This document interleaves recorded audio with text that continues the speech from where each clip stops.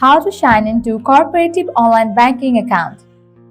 Let's get started. Launch your preferred browser. Here we go. At the top, you'll see the search box. Over there, type in Cooperative Bank login and search for it. Different website links will appear. Head towards this one website option, cooperativebank.co.uk. Open it. You will be directed to the login page. Now from here, you can easily log into your account. All you have to do is type in the credentials of your account. Firstly, type in the username. In the case you want to save your login info, check in for the option of remember my username.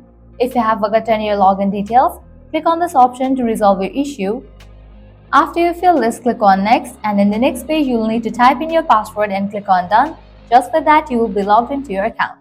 If you haven't created your account yet, click on the option of register for online banking and you can create your online banking account on Cooperative. Well, this way you can easily sign into Cooperative online banking account. At the end, if you guys find this video helpful, don't forget to like, share and subscribe to our channel. Thank you.